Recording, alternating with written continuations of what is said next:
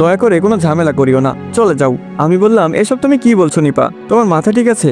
8 বছর ধরে ভালোবাসি তোমাকে, হুট করে তুমি বলছো সব ভুলে যাব, তাও এত সহজে? নিপা বলল, রাখো এসব ভালোবাসা, তুমিই বলো কি আছে তোমার? এখনো অনার্স ফাইনাল দাওনি, কবে তুমি চাকরি ধরবে আর কবে আমাকে বিয়ে করবে? আমি হয়ে যাচ্ছি বুড়ি।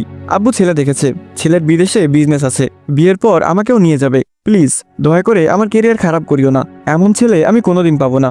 নিপা, তুমি সত্যিই ঠিক আছো? আর আমি কি স্বপ্ন দেখতেছি? এসব তুমি নিজের মুখে বলতেছো কিভাবে নিপা? হ্যাঁ, সেদিন আমি যেমন অবাক হয়েছি তেমন কেঁদেছি, নিপার পা ধরে অনুরোধ করেছি, নিপা আমাকে পাত্তাও দেয়নি।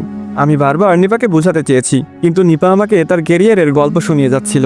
শেষে এসে রাগ দেখিয়ে আমার বুকে লাথি মারে, শুরু করে আমার উপর চিৎকার চেঁচামেচি। নিপার চিৎকারে ওর বাবা, চাচাতো ভাইয়েরা সবাই দৌড়ে আসে, আমায় প্রচুর মারধর করে, কারো লাথি কারো ঘুষি, নাক মুখ ফেটে রক্তাক্ত হই। ক্ষত শরীর নিয়ে ফিরতে হয়েছে বাড়িতে, যদিও দেহের ক্ষতটার চেয়ে আমার অন্তরের ক্ষতটা বেশি যন্ত্রণা দিয়েছিল।